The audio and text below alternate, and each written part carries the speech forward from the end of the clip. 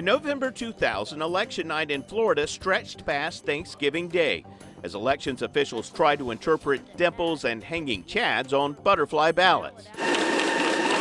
20 years later, experts warn the outcome of another close election could depend on how well the signature on your mail-in ballot envelope matches the one on file at the elections office.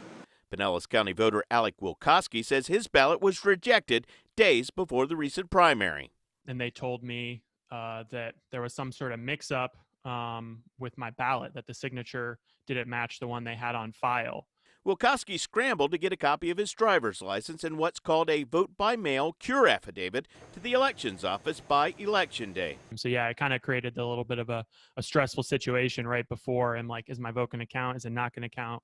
Dr. Daniel Smith conducted research for the University of Florida, in which he uncovered 1.2% of vote-by-mail ballots.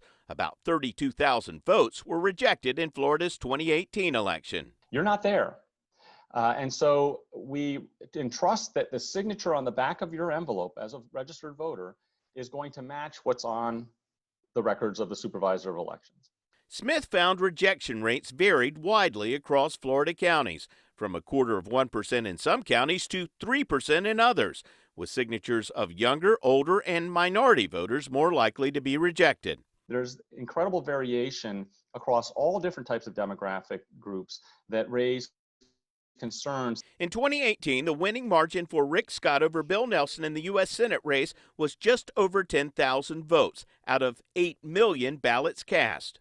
The Democratic Party filed a lawsuit to extend the recount, claiming Florida's rejection of vote-by-mail ballots is based on error-prone signature matching determinations. Last year, state lawmakers passed reforms to the process, allowing voters whose ballots are rejected to provide additional information to, quote, cure their ballots. Ron Turner is the Sarasota County election supervisor. We will send a letter. We will email if we have an email address. We will call them if we have a telephone number and or text message. Turner said many ballots with issues in his county were corrected before the deadline in the recent primaries. We ended up rejecting a total of 170 ballots. But in neighboring Manatee County, 1,000 ballots were rejected. Dr. Smith says about 20,000 primary mail-in ballots were rejected statewide. And so you could be using a signature, the exact same signature with the exact same signature that's on file, and in one county it is deemed not valid, in the other it is valid. In Sarasota County, computers determine whether most signatures match. We're going to take that vote by mail signature on that envelope, and we're going to compare it to what the voter has in their record. That signature in the voter record may have come from the DMV, one of the most common places to register to vote. And you're using a little stylus and you're trying to get your signature in. When I look at my driver's license signature, it doesn't look anything like my signature. If a computer can't make a good match, then that goes to human sets of eyes. Forensic document examiner Sina Wong says county elections officials may not know what to look for. You have people in the elections office that are doing a job comparing signatures which they are not qualified to do, and that is of great concern. Sina Wong testified about the infamous ransom note in a civil trial connected to the John Benet Ramsey murder case, and in a 2018 Virginia election fraud case in which congressional candidate Sean Brown was removed from the ballot after Wong found hundreds of forged signatures on a petition to qualify her for the election. Wong says our signatures change over time and can be affected by age, illness, injury, medication, mood, or even the type of pen we use. President Donald Trump, for instance, prefers to sign documents with a felt-tipped pen. You can see big differences in these 3 signatures. These are 4 signatures from Richard Nixon during his presidency. In the very last one, he decided to send in a ballot, and it would get rejected because it would not match the signature that's on file. Wong says it takes experts years to know how to tell if a signature is real or a forgery. Our official title is Forensic Document Examiner. Handwriting expert Tom Vastrick agrees verifying signatures can be tricky.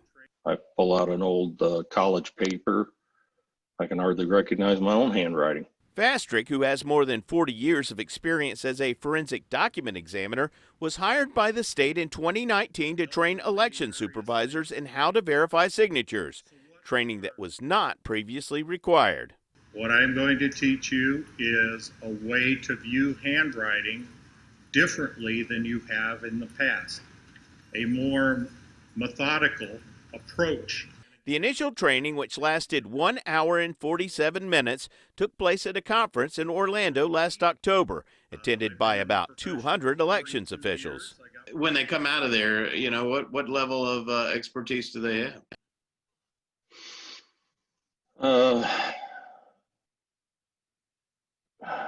Well, compared to a forensic document examiner, they don't. But for an average layperson, it's fairly significant. Ron Turner, who was among 200 elections officials Vastric trained, says he learned plenty. That we have to be able to prove beyond a reasonable doubt that this isn't the voter's signature. But Wong fears there could still be too many questionable signatures, coming in too late to all be cured. It is serious and it should be taken seriously, and the work shouldn't be done by people without proper training. Elections officials say that if you plan to vote by mail and have not updated your signature in recent years, you should do so before the election. They also remind voters to make sure to sign the outside of that ballot envelope and include their phone number and email so the elections office can contact them as soon as possible if there is a problem. I'm I-Team investigator Adam Walser taking action for you.